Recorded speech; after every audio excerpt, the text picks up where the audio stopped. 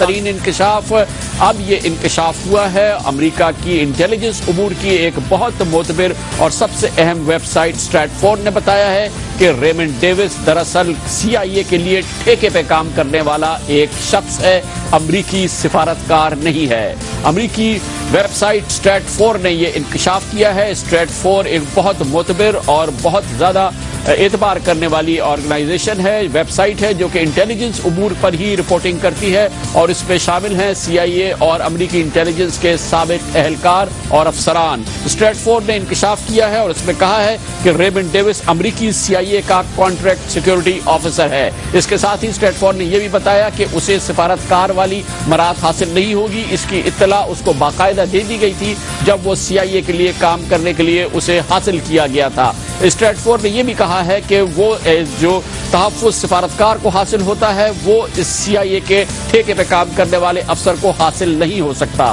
اسٹریٹفورڈ نے اپنے اس تازہ ترین مراسلے میں لکھا ہے کہ پاکستان میں مشن پر بھیجے جانے سے قبل ڈیوس کی کمپنی اور CIA نے یقیناً اس کی قانونی حیثیت کے بارے میں بریفنگ دی ہوگی۔ ریمنڈ ڈیوس کو بتایا ہوگا کہ اگرچہ اس کو محدود استثناء حاصل ہے، لیکن امریکی حکومت کسی بھی ناخوشگوار واقعے کی صورت میں اس کے بچاؤ کے لیے ہر ممکن قدم اٹھائے گی، لیکن ریمنڈ ڈیوس پر یہ واضح کیا گیا ہوگا کہ کرائے کے محافظ کے طور پر اس کو کئی خطرات کا سامنا ہوگا اور کسی بھی واقعے کی صورت میں اسے پریشانی ہو سکتی ہے۔ بیرونی ممالک میں کام کرنے والے تمام کرائے کے محافظ اس حقیقت سے نجومی بخوبی واقف ہوتے ہیں اور خطرات کو کام کا حصہ سمجھ کر ہی اس کو قبول کرتے ہیں، اسی لیے ان کو ظاہر ہے کہ کثیر سرمایہ فراہم کیا جاتا ہے۔ تو اب خود امریکہ کا یہ ایک معتبر انٹیلیجنس ذریعہ کہتا ہے کہ دراصل Raymond Davis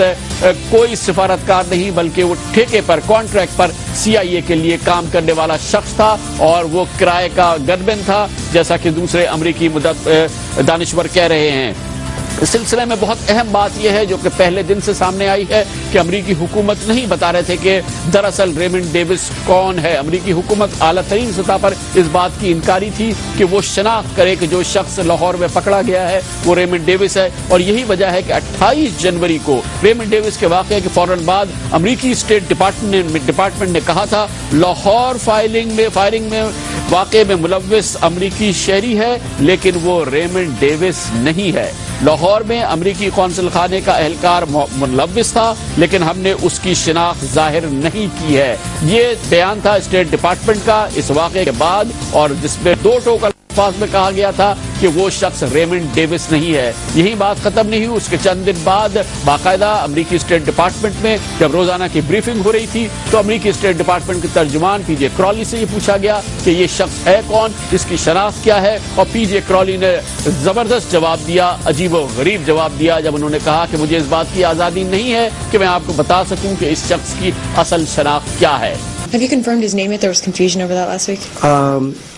I'm not at liberty to talk about his identity yet. امریکی دفتر خارجہ کا ترجمان کہتا ہے کہ اسے اس بات کی آزادی نہیں ہے کہ وہ بتا سکے کہ اس شخص کی اصل شناخت کیا ہے، اور اس کے بعد امریکی میڈیا میں اس شخص کے بارے میں خبریں آنی شروع ہوئی۔ اخبار نیو یارک ٹائمز نے لکھا کہ دراصل ریمنڈ ڈیوس امریکی فوج کا سابقہ کمانڈو ہے اور وہ امریکی حکومت سے ریٹائر ہو چکا ہے۔ اس کے ساتھ ہی اخبار واشنگٹن پوسٹ اور ABC نیوز نے کہا کہ فوج چھوڑنے کے بعد ریمنڈ ڈیوس نے فوجی کنٹریکٹ سروس میں وسیع تر مواقع سے فائدہ اٹھانے کا فیصلہ کیا اور اپنی بیوی ریبیکا ڈیوس کے ساتھ مل کر 2006 میں ریاست نیواڈا میں ہائپریون پروٹیکٹیو سروس نامی کمپنی قائم کی، جو بظاہر حکومتی سطح پر سیکیورٹی معاہدے حاصل کرنے کی خواہاں تھی، اور یہی کمپنی بعض امریکی میڈیا نے کہا کہ بعد میں CIA کے لیے کام کرنے لگی۔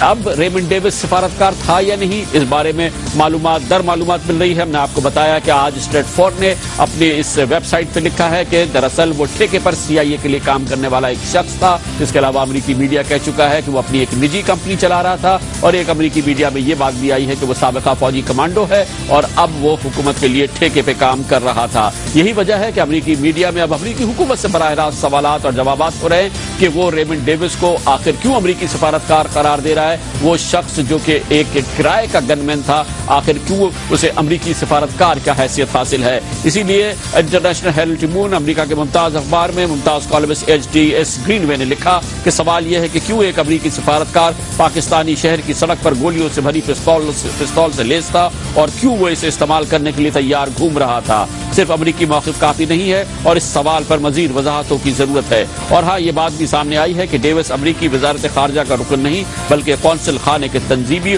और इंतज़ामी स्टाफ से मुंसलिक एक किराए का हमला आवर था। ये वो चीज़ें हैं जो कि खुद अमरीकी मीडिया में आ रही हैं, अमरीकी हुक्काम की जानिब से आ रही हैं, जिनकी तरदीद नहीं की जा रही है, जिसमें ये बात भी शामिल है और सबसे अहम बात शामिल है कि गो के रेमंड डेविस अमरीकी हुकूमत कहती है कि वो सिफारती पासपोर्ट